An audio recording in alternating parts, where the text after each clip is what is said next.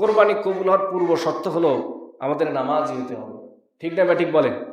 আজকে আমরা কোরবানি করি, কি হালাল কি হারাম দেখার বিষয় নয়, কিন্তু আল্লাহ বলছেন যে তোমাদের এই কোরবানি কবুল হওয়ার পূর্ব শর্ত হলো তোমাদের নামাজি হতে হবে, তোমাদের মুত্তাকি হতে হবে, তোমাদের তাকওয়াটা আল্লাহ রাব্বুল আলামিন কবুল করেন। যেমন আল্লাহ রাব্বুল আলামিন বলেন, কুল ইন্না সালাতি ওয়া নুসুকি ওয়া মাহইয়ায়া ওয়া মামাতি লিল্লাহি রাব্বিল আলামিন। কুল, হে রাসূল আপনি বলে দিন, ইন্না সালাতি নিশ্চয় আমার নামাজ, ওয়া নুসুকি আমার কুরবানি, ওয়া মাহইয়ায়া আমার জীবন, ওয়া মামাতি আমার মরণ, লিল্লাহি রাব্বিল আলামিন, এই সব হবে আল্লাহর জন্য। সব কার জন্য হবে? আল্লাহর জন্য। হে রাসূল আপনি বলে দিন আমার উম্মতের নামাজ, রোজা, হজ, যাকাত, দান সাদকা, ব্যবসা বাণিজ্য, তার ব্যক্তি জীবন, রাজনৈতিক জীবন, এই সব হবে আল্লাহর জন্য।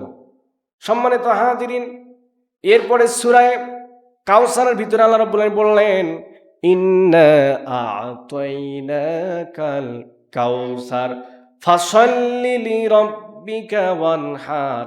আল্লাহ বলছেন, নবী আপনাকে আমি নিশ্চয় আপনাকে কাউসার দান করেছি, ফাসাল্লি লিরাব্বিক ওয়ানহার, আপনি আপনার রবের উদ্দেশ্যে নামাজ পড়ুন আর কোরবানি করুন।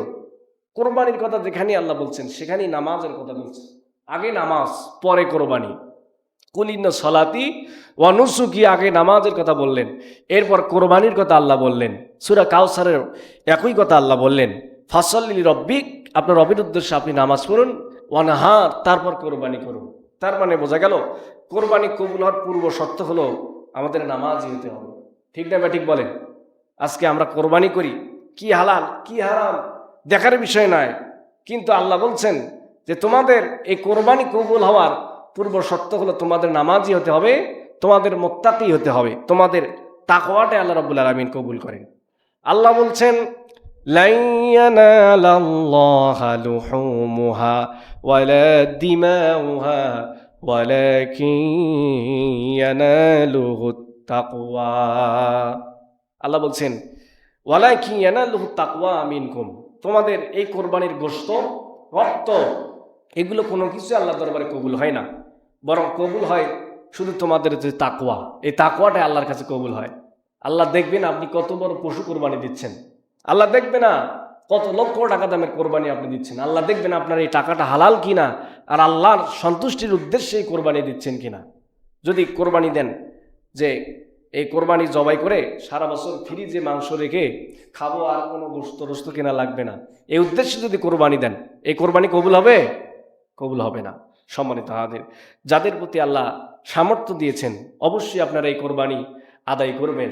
কেননা আল্লাহ বললেন যে তোমাদের যেই জান মাল, তোমাদের জীবন মরণ, তোমাদের নামাজ, তোমাদের কোরবানি, কোরবানি মানে শুধু গরু কোরবানি না, জীবনের প্রত্যেকটা ক্ষেত্রে আল্লাহর জন্য স্যাক্রিফাইস, আল্লাহর জন্য উৎসর্গ, এগুলির নামই হচ্ছে কোরবানি। এগুলি আল্লাহ রাব্বুল আলামিন কবুল করবেন তখনই যখন এগুলো হবে ইখলাসের সাথে, যখন হবে তাকওয়ার ভিত্তিতে, যখন আপনি এগুলি করবেন তখন আল্লাহ রাব্বুল আলামিন এগুলি কবুল করবেন। আল্লাহ তাআলা আমাদের সকলকে তাকওয়া সহকারে এই কোরবানি যথাযথভাবে আদায় করার তৌফিক দান করুক বলে আমিন।